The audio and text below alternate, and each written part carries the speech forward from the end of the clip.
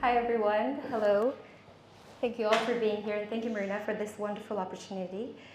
Today I'd like to share a story, my story, and the stories about my journey so far in the advocacy area.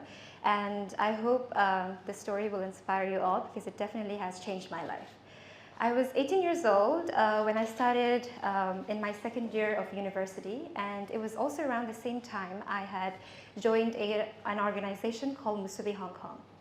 This volunteer-led organization engages with ethnic minority families and children with autism. This group, the team was made up of volunteers with substantial experience in special education. With funds raised through charity events, we were able to rent a small room in a community church once a week for an hour. During this time, we were engaging with these children and working on their social and language skills. The organization's work also included home visits, where we visited the home of these families, learned more about their problems, their concerns, and helped them craft and draft strategies that they could use at home with their children.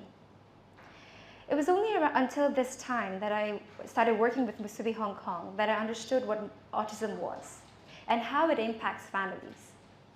More specifically, I started to understand and realize the barriers that ethnic minority families and children face due to this phenomenon. So who are the ethnic minorities of Hong Kong, you might ask?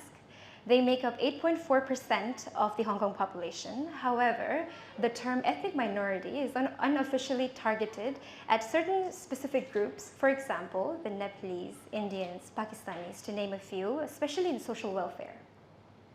Despite our best intentions, knowing that volunteering and engaging with these families once a week for an hour through workshops, parent support groups, and children's activities was simply not enough.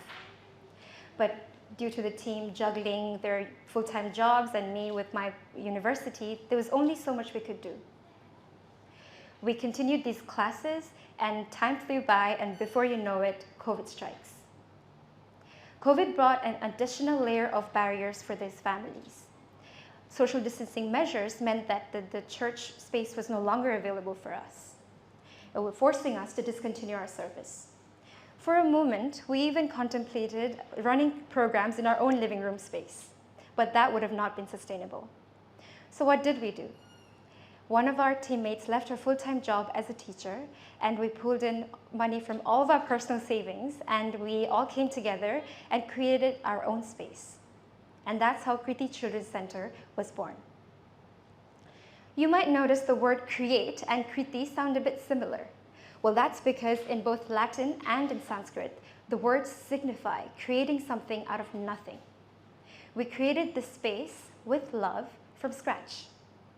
From the heavy lifting of the furniture, to the cleaning, to the painting of walls, we did it all on our own. For a small fee, now parents, ethnic minority parents, and children could come to our center and engage with their child through play.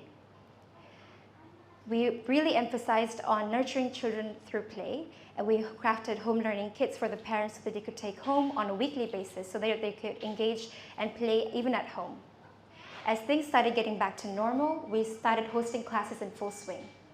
This was also around the time that we applied for a charity status, given the nature of our work and the demographic that we were serving.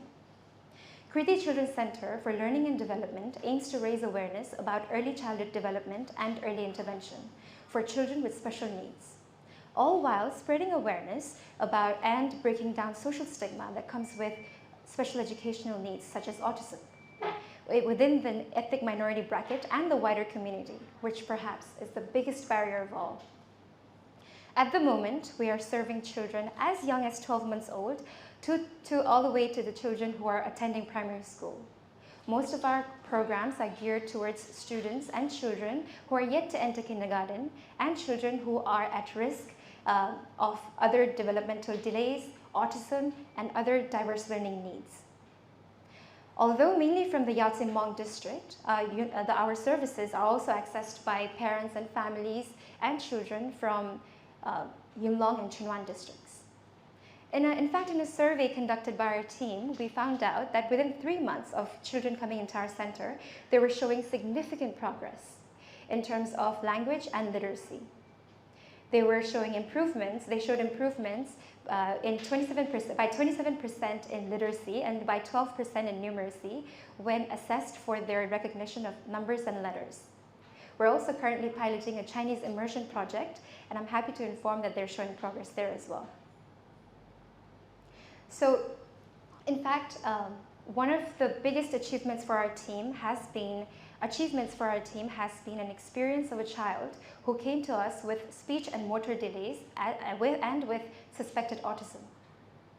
By collaborating with the parent day in and day out and with the child, by carefully crafting strategies and learning goals, the child made significant progress and no longer carries the diagnosis.